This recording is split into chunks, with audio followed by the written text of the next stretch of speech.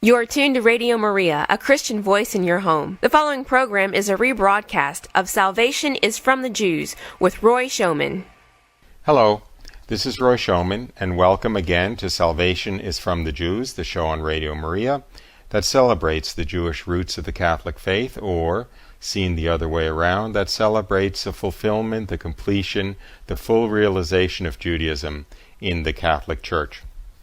Now, today's show is going to be one oriented around where we are on the liturgical calendar, the Catholic liturgical calendar as well as the Jewish liturgical calendar, because as you are hearing this show, we are in fact in the middle of Hanukkah, which this year began on the eve of Thanksgiving, and also this year, very interestingly or providentially, occurred right around the time, or rather immediately after, the Catholic lectionary for the masses gave the story of Hanukkah from the book of the Maccabees.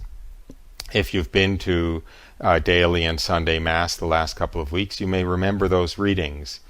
So I want to speak today about Hanukkah, about its meaning in the Jewish context, and also about the Christological implications of Hanukkah.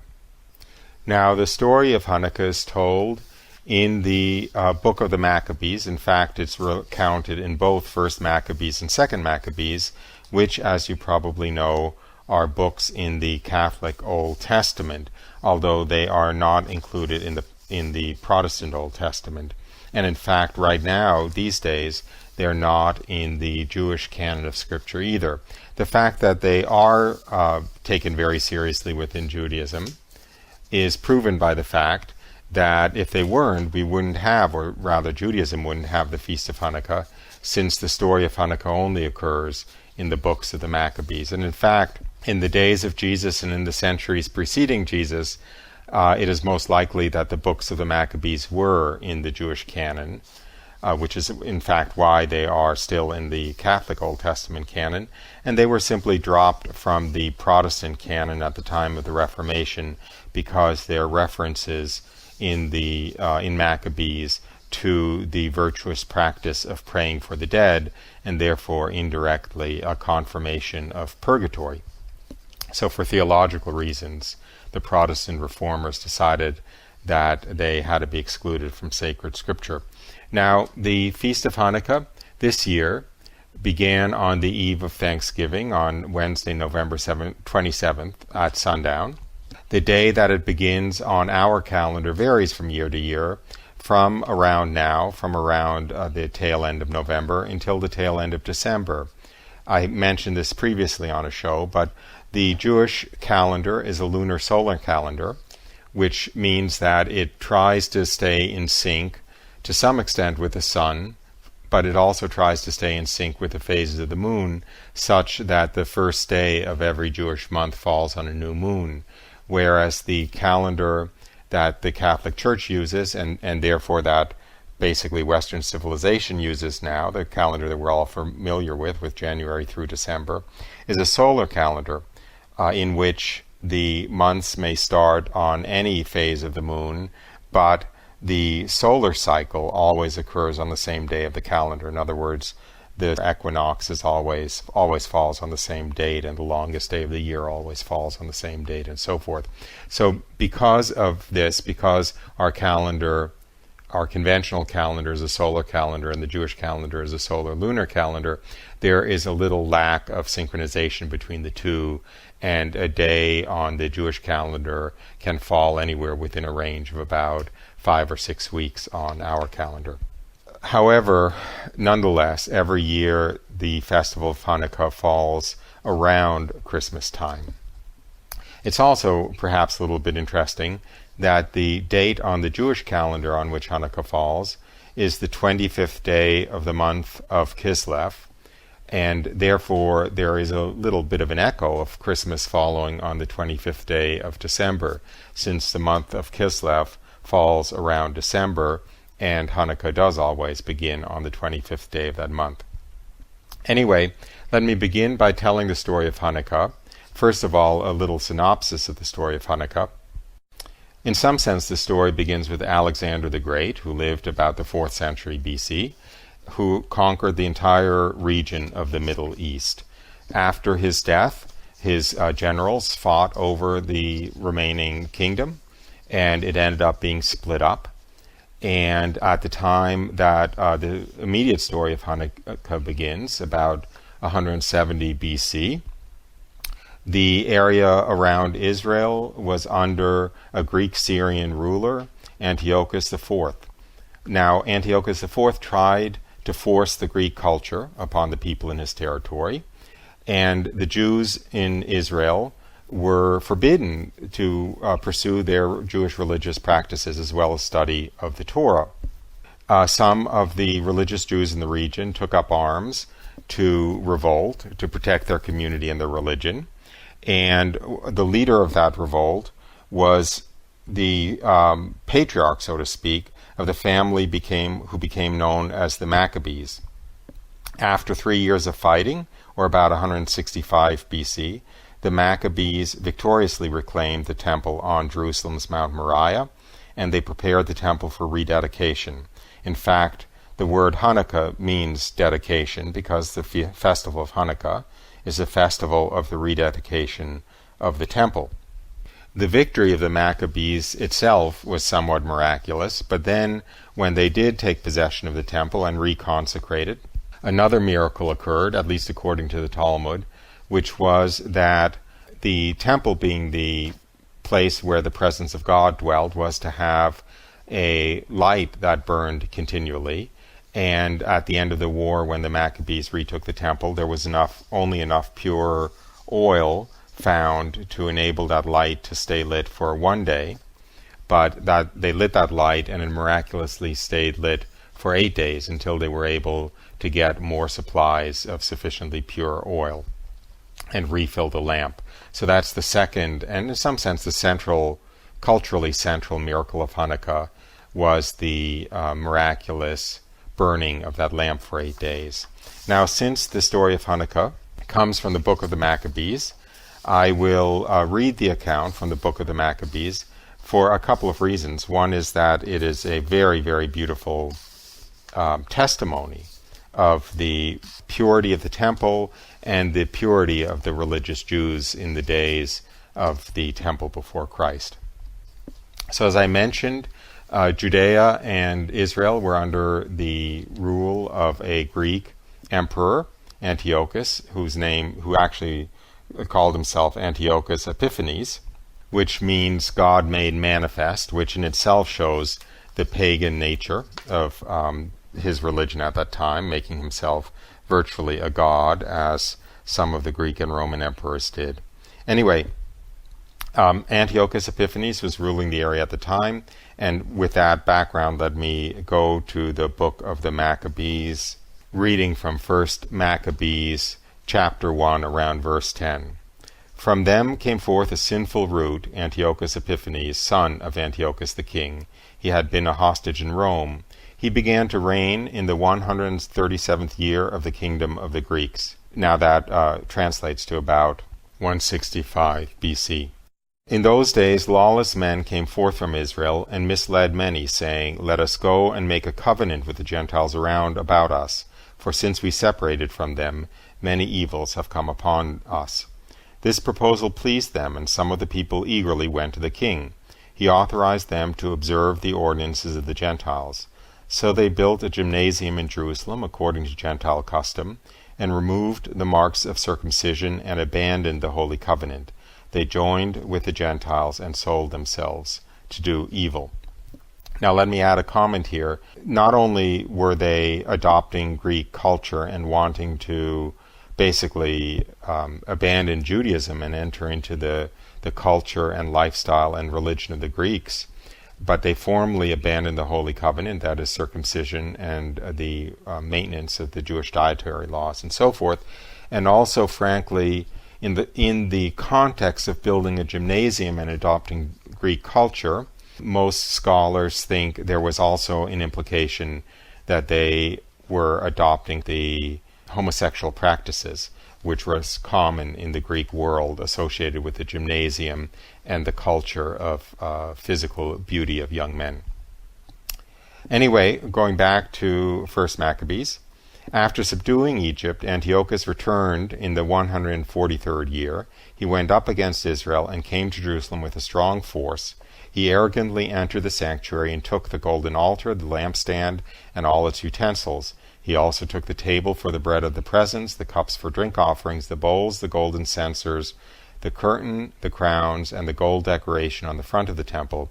He stripped it all off. He took the silver and the gold and the costly vessels. He took also the hidden treasures which he found. Taking them all, he departed to his own land. He committed deeds of murder and spoke with great arrogance. Now to again interject a comment, because of the wars that he was engaging in, Antiochus Epiphanes, he had a great need for funds to fund the military expeditions, and that was the heart of his motivation for despoiling the temple and for confiscating not only the temple treasury of money, which was for the poor, but also all of the precious gold and silver vessels in the temple and so forth.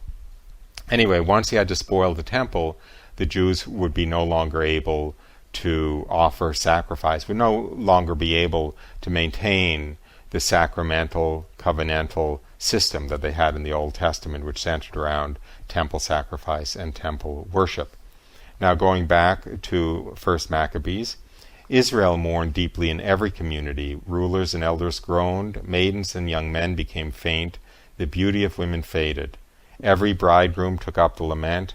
She who sat in the bridal chamber was mourning. Even the land shook for its inhabitants, and all the house of Jacob was clothed with shame. 2 years later the king sent to the cities of Judah a chief collector of tribute, and he came to Jerusalem with a large force.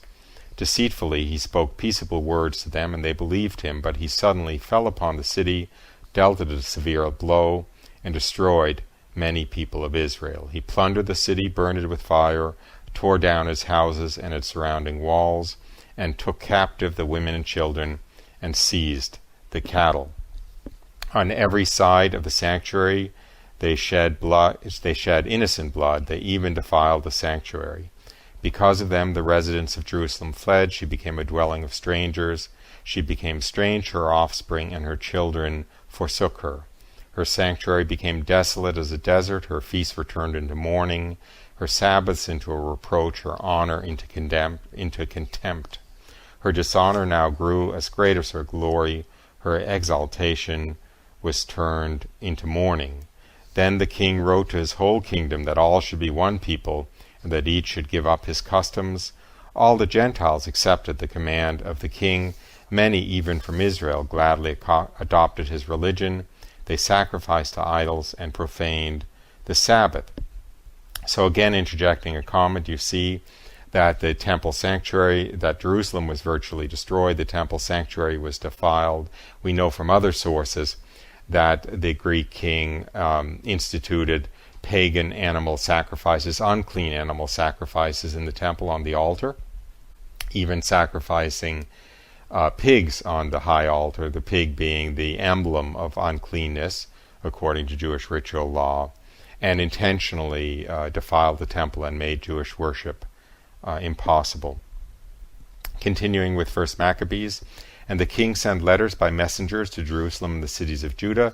He directed them to follow customs strange to the land, to forbid burnt offerings and sacrifices and drink offerings in the sanctuary, to profane Sabbaths and feasts, to defile the sanctuary and the priests, to build altars and sacred precincts and shrines for idols, to sacrifice swine and unclean animals, and to leave their sons uncircumcised. They were to make themselves abominable by everything unclean and profane, so that they should forget the law and change all the ordinances, and whoever does not obey the command of the king shall die. In such words he wrote to his whole kingdom, and he appointed inspectors over all the people, and commanded the cities of Judah to offer sacrifice city by city. Many of the people, everyone who forsook the law, joined them, and they did evil in the land. They drove Israel into hiding in every place of refuge they had. Now, on the 15th day of Kislev, they erected a desolating sacrilege upon the altar of burnt offering. They built altars in the surrounding cities, of Judah and burned incense at the doors of the houses and in the streets. The books of the law which they found they tore to pieces and burned with fire. Where the book of the covenant was found in the possession of anyone, or if anyone adhered to the law, the decree of the king condemned him to death. They kept using violence against Israel, against those they found, month after month. And on the 25th day of the month of Kislev, they offered sacrifice on the altar which was upon the altar of burnt offering. According to decree, they put to death the women who had their children circumcised, and their families, and those who circumcised them. And they hung the infants from their mothers' necks. But many in Israel stood firm and were resolved in their hearts not to eat unclean food. They chose to die rather than to be defiled by food or to profane the holy covenant, and they did die, and very great wrath came upon Israel. Now there are a number of things we see here. First of all, as a little bit of a digression, I think that as Catholics living in the culture that we're living in now, one can identify to some extent with what went on with the Jews under the Greek rule, because it's not impossible to imagine that the day is coming when Catholics, as a matter of fact, the day has already come in some sense, when Catholics are being forced by the government to act against their moral and religious law in the form of subsidizing abortion. I hate to say it. And more, there's this heavy-handed imposition of the force of government trying to, frankly, eradicate serious religious identity in the interest, perhaps a little bit like the interest that the Greeks had at the time, of homogenizing everybody into a single obedient flock. For of course, whoever obeys God does not obey Caesar in the matters that pertain to God, and this of course infuriates Caesar. So that's one thing that clearly comes through beneath the surface in this reading. The other thing that's worth pointing out is that the final desecration of the temple, when they offered impure sacrifice on the high altar, was the 25th day of the month of Kislev. In other words, was the day on which Hanukkah falls. And we will see that it was on the anniversary of that day that the temple was purified and reconsecrated. So after that description of the destruction of Jewish religious life under the Greeks, we come to the story of the founder of the Maccabees, whose name was Mattathias. And so let me read that section. This is now from 1 Maccabees chapter 2. Then the king's officers who were enforcing the apostasy came to the city of Modane to make them offer sacrifice. Many from Israel came to them, and Mattathias and his sons were assembled. Then the king's officers spoke to Mattathias and said, "You are a leader, honored and great in the city and supported by sons and brothers. Now be the first to come and do what the king commands, as all the Gentiles and the men of Judah and those that are left in Jerusalem have done. Then you and your sons will be numbered among the friends of the king, and you and your sons will be honored with silver and gold and many gifts." But Mattathias answered and said in a loud voice, "Even if all the nations that live under the rule of the king obey him and have chosen to do his commandments, departing each one from the religion of his fathers, yet I and my sons and my brothers will live by the covenant of our fathers. Far be it from us to desert the law and the ordinances. We will not obey the king's words by turning aside from our religion to the right hand or the left." When he had finished speaking these words, a Jew came forward in the sight of all to offer sacrifice upon the altar according to the king's command. When Mattathias saw this, he burned with zeal, and his heart was stirred. He gave vent to righteous anger. He ran and killed him upon the altar. At the same time he killed the king's officer who was forcing them to sacrifice, and he tore down the altar. Thus he burned with zeal for the law, as Phinehas did against Zimri the son of Salu. Then Mattathias cried out in the city with loud voice, saying, "Let everyone who is zealous for the law and supports the covenant come out with me." And he and his sons fled to the hills and left all they had in the city. Now I'll just synopsize the following passages. They hid in the hills. They waged a guerrilla war against the occupying Greek army. They eventually defeated the Greek army, and were able to re-enter Jerusalem. And then picking up at that point, back to 1 Maccabees, when they entered Jerusalem, they saw the sanctuary desolate, the altar profaned, and the gates burned. In the courts they saw bushes sprung up as a thicket, or as on one of the mountains. They saw the chambers of the priests in ruins. Then they rent their clothes and mourned with great lamentation, and sprinkled themselves with ashes. They fell face down on the ground and sounded the signal on the trumpets and cried out to heaven.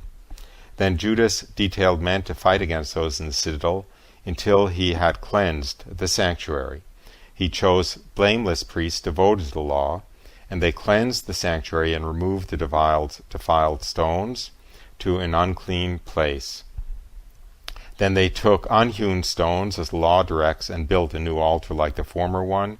They rebuilt the sanctuary and the interior of the temple and consecrated the courts. They made new holy vessels and brought the lampstand, the altar of incense, and the table into the temple. Then they burned incense on the altar and lighted the lamps on the lampstand, and these gave light in the temple. Thus they finished all the work they had undertaken, and early in the morning on the 25th day of the 9th month, which is the month of Kislev, in the 148th year, they rose and offered sacrifice as the law directs on the new altar of burnt offering which they had built. At the very season and on the very day that the Gentiles had profaned it, it was dedicated with songs and harps and lutes and cymbals. All the people fell on their faces and worshipped and blessed heaven who had prospered them. So they celebrated the dedication of the altar for 8 days, and offered burnt offerings with gladness, and offered a sacrifice of deliverance and praise. They decorated the front of the temple with golden crowns and small shields. They restored the gates and the chambers for the priests, and furnished them with doors. There was very great gladness among the people, and the reproach of the Gentiles was removed. Then Judas and his brothers and all the assembly of Israel determined that every year at that season the days of the dedication of the altar should be observed with gladness and joy for 8 days, beginning with the 25th day of the month of Kislev. Thus ends the reading, which is essentially the reading that established Hanukkah. Now, as I mentioned, the reading from Maccabees itself does not mention the miracle of the lamp oil burning for 8 days when there was only enough for one. That addition to the story comes from the Talmud, but certainly plays a central role in Jews' celebration of Hanukkah and understanding of the miracle of Hanukkah. Perhaps we can take a moment now as Catholics to pray that should similar persecution befall us and more government pressure be placed on Catholics not to obey the law of God, that we might be infused with some of the zeal for the law of God and some of the holy fire of obedience to God's law that fueled the revolt of the Maccabees and enabled them to reconsecrate the temple. Just a couple of etymological notes. As I mentioned at the beginning of the show, the Hebrew word Hanukkah means dedication because, of course, it is the feast that celebrates the rededication of the temple. And the Feast of the Dedication appears in the Gospels also. We find the account in John chapter 10 of Jesus going up to the temple in Jerusalem at the time of the Feast of the Dedication, which, of course, was Hanukkah.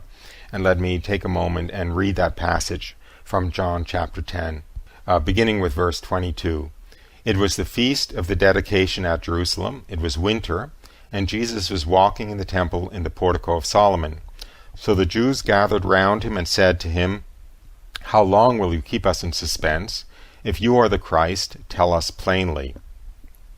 Jesus answered them, "I told you, and you do not believe. The works that I do in my Father's name, they bear witness to me, but you do not believe, because you do not belong to my sheep. My sheep hear my voice, and I know them, and they follow me, and I give them eternal life, and they shall never perish, and no one shall snatch them out of my hand. My Father who has given them to me is greater than all, and no one is able to snatch them out of the Father's hand. I and the Father are one. The Jews took up stones again to stone him. End of the passage. It is very beautiful to see here that Jesus' assertion that he was the Messiah, that he is the Messiah, that assertion itself was timed to take place at Hanukkah, the Feast of the Dedication, and not only to take place at Hanukkah, but to take place in the temple itself, as the passage says, in the portico of Solomon, in the temple precincts, in the very same place where the temple was reconsecrated at Hanukkah. Perhaps this would be a not bad time to take our short break, a little musical break, as we often do in the middle of the program. And having introduced this kind of first Christological echo of Hanukkah in the Gospels, when we come back from the break, I will continue discussing the Christological meaning of Hanukkah, the meaning of Hanukkah in the light of Christ. Be back with you in a few minutes.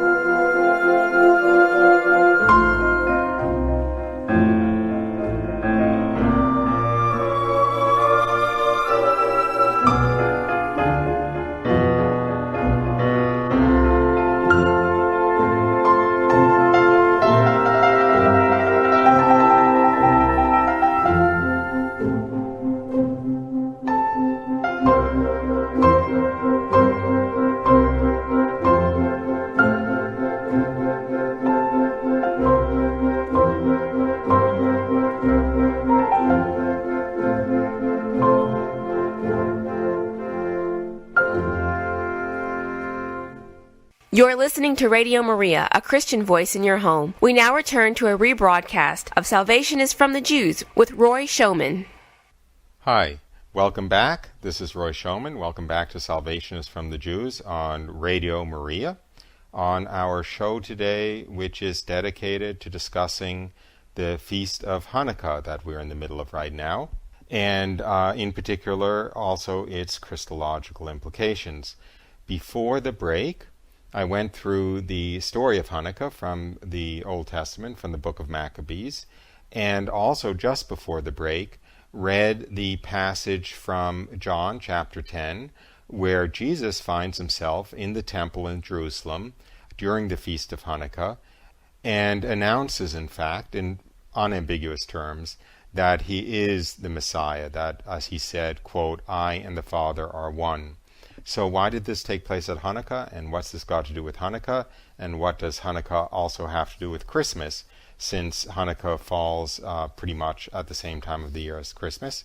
And that's what we're going to talk about right now. Let's consider what the Feast of Hanukkah is. Hanukkah is a celebration of the reconsecration of the temple in Jerusalem, which was, under the Old Covenant, the one place on earth where God dwelt. Now, under the New Covenant in Christianity, we know that we are in fact the new temple, that God now dwells, Father, Son, and Holy Spirit, the most holy Trinity, dwells in every Christian soul that is in a state of grace. As Hanukkah celebrates the reconsecration of the dwelling place of God, of the temple, after it had been defiled by the pagan worship, Christmas celebrates the reconsecration of the true dwelling place of God, the human soul, through its reconsecration, through, of course, the coming of Christ and the merging of the divine nature and the human nature in one person, in Jesus Christ, making possible the dwelling of God in the human soul. So the temple in Jerusalem, the old temple, was a picture of the new temple, which is the human soul, and the dwelling of God in the temple in Jerusalem was a picture of the dwelling of God in the human soul under Christianity.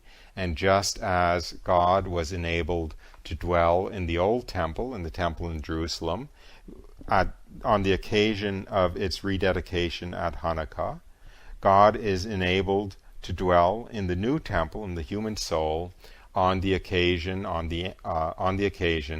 of its rededication, its consecration, through the entrance of God into humanity in the birth of Christ. So we see in a very beautiful way the way that Hanukkah is in itself a picture in advance of the coming of Christmas, and therefore we see one of the reasons why, in the infinite workings of divine providence, that the Feast of Hanukkah should occur, as in fact the reconsecration of the temple occurred, on the 25th of the month of Kislev, more or less parallel to Christmas occurring on the 25th of the month of December, falling at the same time of the year.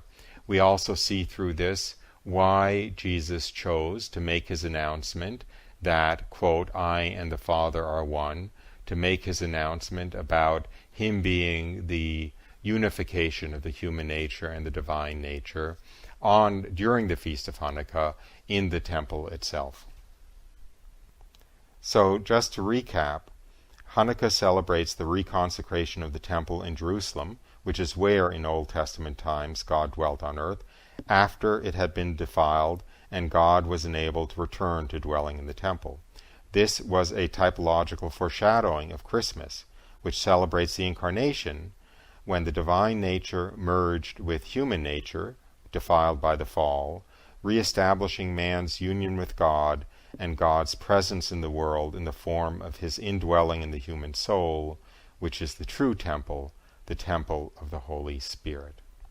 There are also other, perhaps less deeply, profoundly theological ways in which Hanukkah is a foreshadowing of Christmas.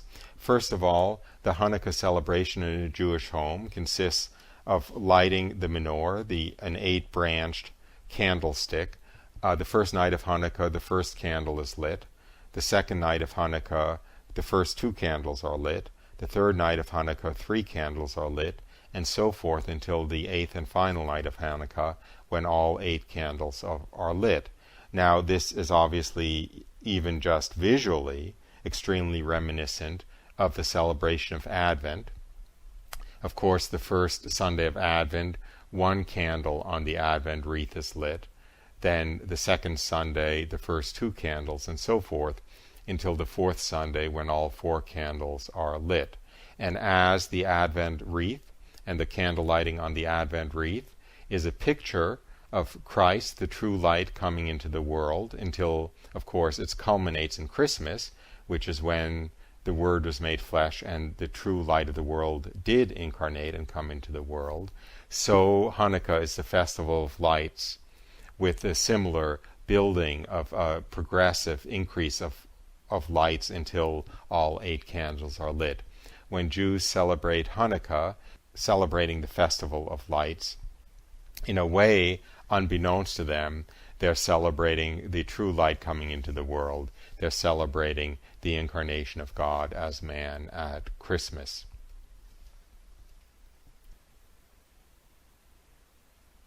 Now let's go to some Hanukkah songs and prayers. Let's begin with the 3 prayers that are most characteristic of Hanukkah. They are the prayers which are said when the menorah is lit, when the 8-branched candlestick is lit each night of Hanukkah. There are 3 prayers. The first 2 prayers are said upon the lighting of the candles each of the nights of Hanukkah. The 3rd prayer you will hear is said only on the first night of Hanukkah. We will hear a rabbi chanting the prayers, and then I will come back with a translation of the prayers. So here they are.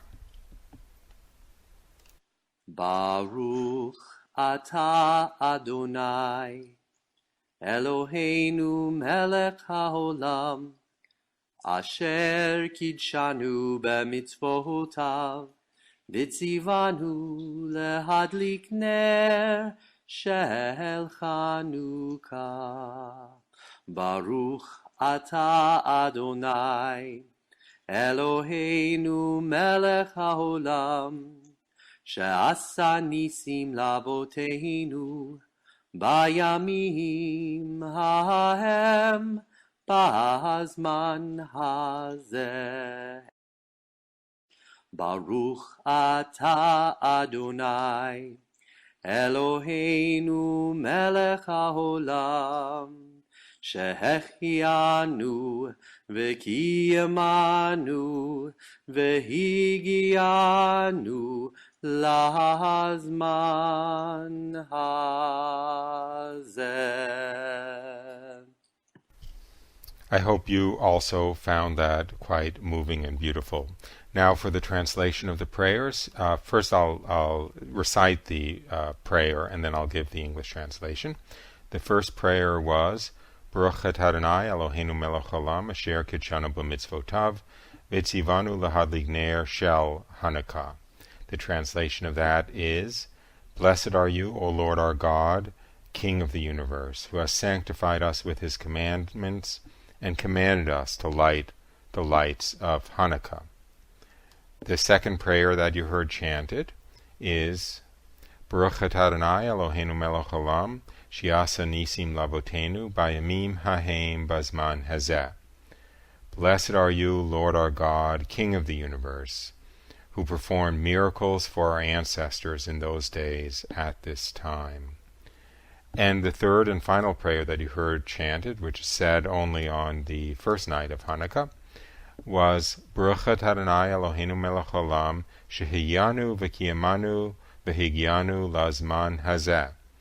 Blessed are you, Lord our God, King of the universe, who has kept us alive, sustained us, and enabled us to reach this season. Amen. And that final prayer is said on many holidays as it thanks God for having enabled us to reach this season, whether it happens to have been the season of Passover, when it's said in the context of Passover, the season of Hanukkah, when it's said in the season of Hanukkah, and so forth. In the time that remains for us on the show, let's listen to some traditional and not quite so traditional Hanukkah songs. I hope you enjoy them.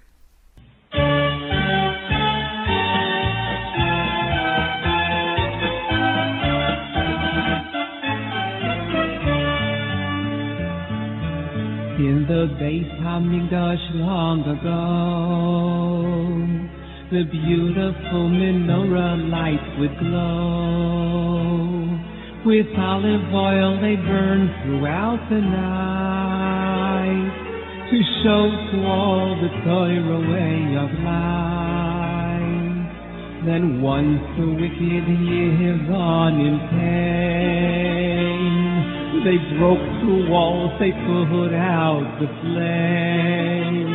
And when the Kohanim finally returned, they found no real pure oil left to burn. Just then someone cried out, I found a flask. I found a flask. For one whole night this little jug will last. It will last. Then came a night, oh so great. Instead of just one night, it lasted 8. Just then someone cried out, I found the flask. I found a flask. For one whole night this little jug will last. It will last. Then a night, oh so great. We light the candles, come let's celebrate. Oh, Yevanim nikbetu alai, Yahazai yimei chashmanim. Oh, chai mai migalai, Petiyim o kalash mavanim. Oh, Yevanim nikbetu alai, Yahazai yimei chashmanim. Oh, chai mai migalai, Petiyim o kalash mavanim. You mean I saw Chanukah vanim? Nachton ich lashavai shavanim. B'nei Yevim na yemei Yishmael na kadosh kiravinani. You mean I saw Chanukah vanim? Nachton ich lashavai shavanim. B'nei Yevim na yemei Yishmael na kadosh kiravinani. The Beis Hamikdash long ago, the beautiful menorah lights aglow. With olive oil they burn throughout the night, to show to all the Torah way of life. Then once the wicked Yevanim came, they broke through walls, they put out the flame. And when the Kohanim finally returned, they found no real pure oil left to burn. Just then someone cried out, I found a flask. For one whole night this little jug will last. Then came a night, oh so great. Instead of just one night, it lasted 8. Just then someone cried out, I found a flask. For one whole night this little jug will last. Then a night, oh so great. We light the candles, come let's celebrate. Ay, ay, ay, only night Chanukah vanim. Nachton ich lashavai shavanim. B'nei Yevim na yemei Yishmael na kadosh kiravinani. Only night Chanukah vanim. Nachton ich lashavai shavanim. B'nei Yevim na yemei Yishmael na kadosh kiravinani.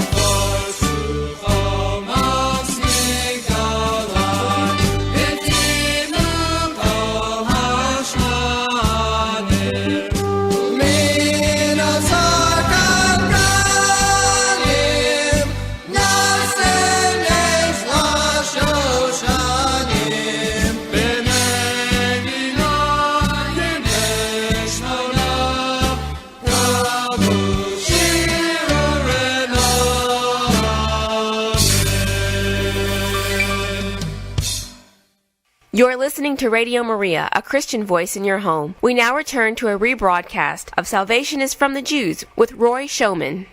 Let me offer a translation of the words of that last song, which was very much a prayer in the spirit of Hanukkah. And as I offer the translation, I suggest that we might also hear it in the Christological light of a prayer for the coming of the Messiah, for the coming of Jesus. So here's the translation of some of the verses we just heard. O mighty stronghold of my salvation, to praise you is delight. Restore my house of prayer, and there we will bring a thanksgiving offering. When you will have prepared the slaughter for the blaspheming foe, then I shall complete with a song of him the dedication of the altar. O mighty stronghold, I'm just repeating this. I'll repeat that now. O mighty stronghold of my salvation, to praise you is a delight. O mighty stronghold of our salvation, Jesus, to praise you, to adore you, to love you is our delight. Restore our house of prayer, restore our souls to the immaculate state of grace. And there we will bring a thanksgiving offering. And what's a thanksgiving offering in Greek? It's Eucharist. What's Eucharist mean? It means thanksgiving offering. So restore our souls to a state of grace, and we will offer the Eucharist. We will bring to our souls the Eucharist, the thanksgiving offering, when you have prepared the slaughter of the foes within us, the evil forces within us, the evil inclinations. Then we shall complete with a hymn of praise the dedication of the altar, the dedication of our hearts, minds, and souls to the Messiah, Jesus. Anyway, back to the translation. My soul had been sated with troubles, my strength had been consumed with grief. They had embittered my life with hardship, with the calf-like kingdom's bondage. But with his great power he brought forth the treasured ones.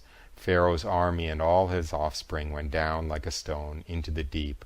And with the Lord's great power, with Jesus' great power, he brought forth his treasured ones. He brought forth the souls in a state of grace. And Pharaoh's army and all his offspring, all of the demons and the forces of hell that would win us for the world of sin, went down like a stone into the deep. Well, that brings us to the end of today's show, dedicated to learning more about the festival of Hanukkah, which we're in the middle of right now, and how it relates to its fulfillment in Christmas. I hope you found it enjoyable and informative and perhaps even inspiring, of some prayer and some heart reaching out that our Jewish brethren might know the full richness and meaning of everything which they have inherited in Judaism and which reaches its full flowering in the Catholic Church. I hope you join us again next week on Salvation is from the Jews with Roy Showman on Radio Maria. I hope next week to have as my guest again another very, very, very grateful convert to the Catholic faith. In this case, he was a young Buddhist man from India who I had the great fortune to meet on my recent trip to Australia, who had a very moving and very miraculous conversion to the Catholic faith, which I'm sure you'll find enjoyable. So join us again next week, same time, same place, on Salvation is from the Jews on Radio Maria. Bye for now. You're listening to Radio Maria, a Christian voice in your home. The program you just heard was